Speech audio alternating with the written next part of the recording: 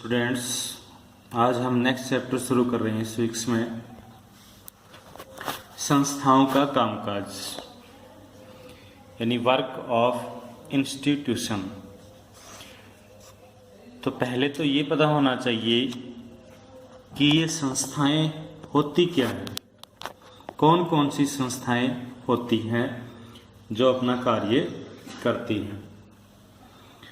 तो संस्थाएं जो भारत देश में जो संस्थाएं कार्य करती हैं वो तीन संस्थाएं हैं मेन रूप से। नंबर 1 विधायिका, नंबर 2 कार्यपालिका और तीसरी है न्यायपालिका। विधायिका, कार्यपालिका और न्यायपालिका। एक बार शुरू से हम पाठ देख लेते हैं कि लोकतंत्र का मतलब लोगों द्वारा अपने शासकों का चुनाव करना भर नहीं है। लोकतांत्रिक व्यवस्था में शासकों को कुछ कायदे कानूनों को मानना होता है, उन्हें भी संस्थाओं के साथ और संस्थाओं के भीतर ही रहकर काम करना होता है। यानी जो विधायिका होती है उस विधायिका की भी रिस्पॉन्सिबिलिटी होती है कि वो देश के लिए अच्छे कानूनों का निर्माण करे।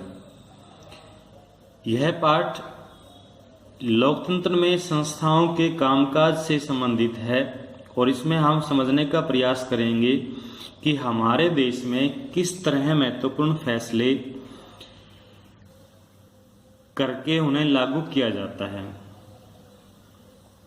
इस अध्याय में हम जो मुख्य रूप से जो संस्थाएं जो भूमिका निभा रही हैं, तीन संस्थाएं विधायिका, कार्यपालिका और न्यायपालिका।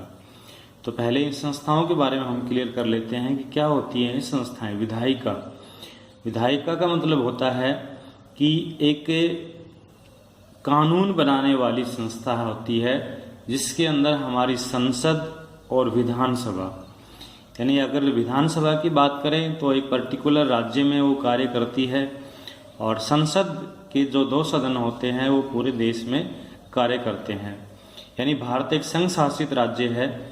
इसमें जो राज्यों को भी शक्तियों का बंटवारा किया गया है और इसमें राज्य कुछ एक मामलों में यानी कि जो सूचियां बनाई गई हैं राज्यों के कानून बनाने के लिए, जो देश के अंदर 3 सूची हैं, केंद्र सूची, राज्य सूची और समवर्ती सूची। तो प्रत्येक जो विषय उन सूचियों में दिए गए हैं उन विषयों के अनुसार राज्य भी कानून बना सकते हैं। दूसरा होता है जो कार्यपालिका। कार्यपालिका के अंदर जो भी देश के अंदर कानून बनते हैं उनको लागू करवाने का जो जिम्मेदारी होती है वो कार्यपालिका होती है। हालांकि कार्यपालिका के अंदर एक राजनीतिक कार्यपालिका होती है और एक स्थायी कार्यपालिका भी होती है। राजनीतिक कार्यपालिका का चुनाव होता है वो एक निश्चित समय के लिए होता है जिसके अंदर पॉलिटिकल लीडर्स होते हैं और समयानुसार देश की जनता है उनमें बदलाव भी कर देती है। लेकिन स्थानीय कार्यपालिका में प्रशासनिक अधिकारी यानी प्रशासनिक ऑफिसर, एडमिनिस्ट्रेटर जो होते हैं वो होते हैं जिनकी मुख्य जिम्मेदारी होती है वो देश के कानूनों को लागू करने की है। जैसे कि पुलिस है, आईएएस है, आईपीएस ऑफिसर हैं, डीसी हैं, एसडीएम हैं, ये सब स्थायी कार्यपालिका में आते हैं। और तीसरी जो संस्था होती है न्यायपालिका, जो कि इन दोनों कार्यपालिकाओं के कामकाज पर भी नज़र रखती है और देश के नागरिकों के भी जो अधिकारों का हनन होता है या उनको किसी तरह की कोई आपत्ति है या कुछ वो हड़ताल जुलूस जो भी करते हैं उन सब का निपटारा होता है वो जो हमारी न्यायपालिका है वो करती है। आइए हम पाठ की शुरू करते हैं कि किस तरह कौन सी संस्था है वो किस तरह कार्य कर रही है। यानी एक सरकारी आदेश जारी हुआ 13 अगस्त 1990 के दिन भारत सरकार ने एक आदेश जारी किया। इसे कार्यालय ज्ञापन कहा गया। सभी सरकारी आदेशों की तरह इस ज्ञापन पर भी एक संख्या थी जो दी है। संख्या यहाँ पे आपको ये दिखाई दे रहा है इमेज में कि जो मेमो है वो इसका सीरियल नंबर दिया है। IOM नंबर है 36,012 और फिर 3190। कार्मिक जन शिकायत और पेंशन मंत्रालय के कार्मिक और प्रशिक्षण विभाग के संयुक्त सचिव ने इस आदेश पर दस्तखत किए थे। यह छोटा सा आदेश मुश्किल से 1 पन्ने का था। अगर आप इसे देखेंगे तो ये एक आम सर्कुलर की तरह था, लेकिन नोटिस में बहुत बड़ी बात की गई थी और देश में काफ़ी इस नोटिस पे विवाद भी काफ़ी समय तक हुए। क्या था इस सरकारी आदेश में कि 27% of vacancies in civil post and service under the government of India shall be reserved for SEBC, यानी गवर्नमेंट जॉब की जो 27% वैकेंसी है वो SEBC कैटेगरी के जरिए फिलअप की जाएगी, यानी schedule education backward society class, यानी कि जो आर्थिक रूप से पिछड़े हुए लोग हैं और शैक्षणिक रूप से भी जो पिछड़े हुए लोग हैं उनको कोटा दिया जाएगा और ये होगा 27%। तो इस आदेश में एक प्रमुख नीतिगत फैसले की घोषणा की गई थी। इसमें कहा गया था कि भारत सरकार के सरकारी पदों और सेवाओं में 27% रिक्तियां हैं वो सामाजिक और शैक्षिक दृष्टि से पिछड़े वर्गों के लिए आरक्षित होंगी, यानी socially and educationally backward class. उससे पहले जो देश के अंदर आरक्षण था वो केवल अनुसूचित जाति और जनजातियों को ही मिल रहा था, किसी अन्य कैटेगरियों को आरक्षण नहीं मिल रहा था।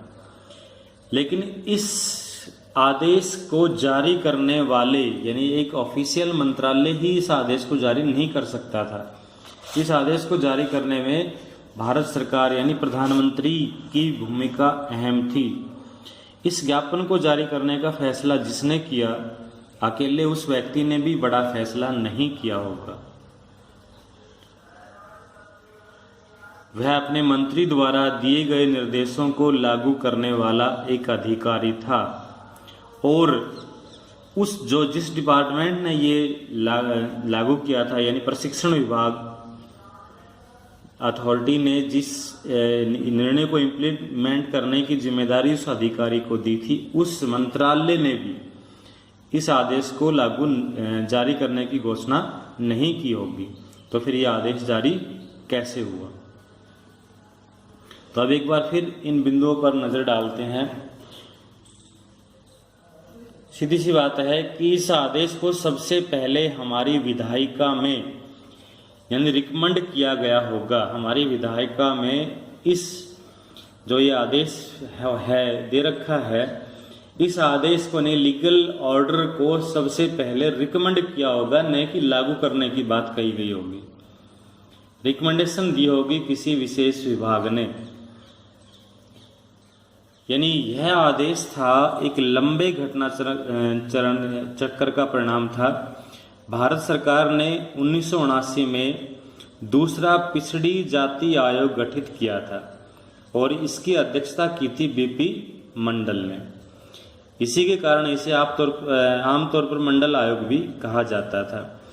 इस मंडल आयोग को एक जिम्मेदारी सौंपी गई थी कि इसे भारत में सामाजिक और शैक्षिक दृष्टि से पिछड़े वर्गों की पहचान के लिए मापदंड तय करने और पिछड़ापन उनका दूर करने का जिम्मा सौंपा गया था और इस आयोग ने 1980 में अपनी सिफारिशें दी। आयोग द्वारा सुझाए गए उपास में एक सिफारिश थी कि सरकारी नौकरियों में सामाजिक और शैक्षिक दृष्टि से पिछड़े वर्गों के लिए 27% आरक्षण दिया जाए। फिर उसी की रिपोर्ट थी, वो संसद में पहुंची। वर्षों तक कई पार्टियां और सांसद, लेकिन संसद में ऐसे लागू नहीं हो सकता था। सत्ता पक्ष उस पर चर्चा करवाने के बावजूद इसे इम्प्लीमेंट करवा सकता था। यानी कई वर्षों तक पार्टियां और सांसद इसे लागू करने की मांग करते रहे। लेकिन फिर 1989 में लोकसभा चुनाव हुआ। जनता दल ने अपनी मैनिफेस्टो में यानी चुनाव घोषणा पत्र में वादा किया था कि सत्ता में आने पर वह मंडल आयोग की सिफारिशों को लागू करेगा। और चुनाव के बाद जनता दल की सरकार बनी। इसके नेता थे वीपी सिंह, प्रधानमंत्री बने। नई सरकार ने, जैसा कि उसने अपने चुनाव घोषणा पत्र में घोषणा की थी, तो उसने संसद में राष्ट्रपति के अभिभाषण के जरिए ही अपनी जो रिपोर्ट यानी मंडल आयोग की रिपोर्ट लागू करने की घोषणा की। 6 अगस्त 1990 को केंद्रीय कैबिनेट की बैठक में इस पर एक औपचारिक निर्णय लिया गया। अगले दिन प्रधानमंत्री वीपी सिंह ने एक बयान के जरिए इस निर्णय के बारे में संसद के दोनों सदनों को सूचित किया। यानी संसद के दोनों सदनों में इस बात यानी इस मंडल आयोग की सिफारिश पर चर्चा होनी जरूरी थी। कैबिनेट के फैसले को कामुक प्रशिक्षण विभाग को भी भेज दिया गया। विभाग के वरिष्ठ अधिकारियों ने कैबिनेट के निर्णय के मुताबिक एक आदेश जारी किया और मंत्री की स्वीकृति केंद्रीय सरकार की तरफ से ली। एक अधिकारी ने उस आदेश पर हस्ताक्षर किए और इस तरह 13 अगस्त 1990 को यह आदेश तैयार हो गया कि भारत सरकार की जो नौकरियां हैं उसमें एससी बीसी को आरक्षण 27% दिया जाएगा। अब संसद पटल पर तो ये पास हो गया, लेकिन इसका जो रिजल्ट आना था देश की आम जनता पर, वो क्या आना था? जैसे आपने पिछले साल पढ़ा होगा जीएसटी। इससे पहले जीएसटी इम्प्लीमेंट नहीं था, लेकिन जीएसटी जब क्लियर दोनों सदनों में पारित हो गया यह विधेयक, तो ये आज पूरी तरह से इम्प्लीमेंट है। कुछ समय तक तो इस टैक्स पे भी देश के आम लोगों की राय थी वो अच्छी नहीं थी, लेकिन क्योंकि बहुमत से पारित हुआ था, धीरे धीरे सदस्य जो देश के लोग थे, विपक्षी पार्टियां थी, उन्होंने भी लंबे समय के संघर्ष के बाद इसको स्वीकार कर लिया।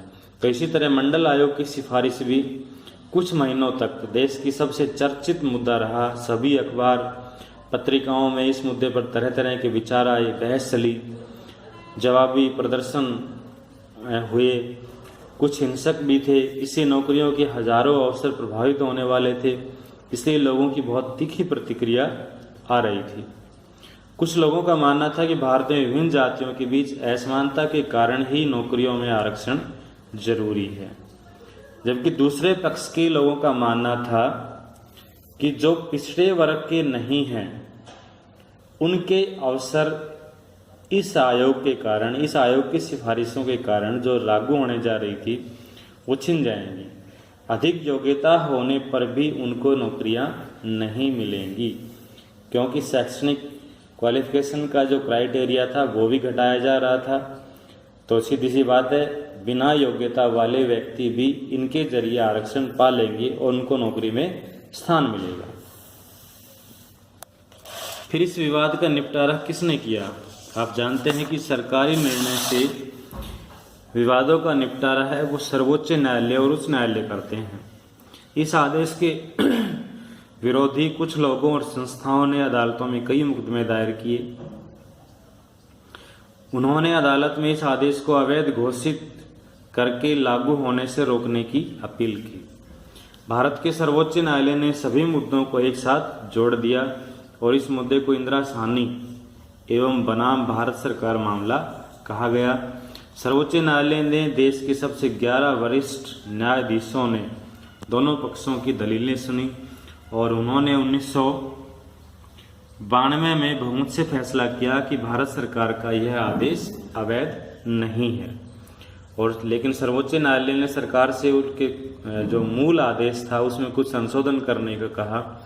उन्होंने कहा कि पिछड़े वर्ग की अच्छी स्थिति वाले लोगों को आरक्षण का लाभ नहीं मिलना चाहिए।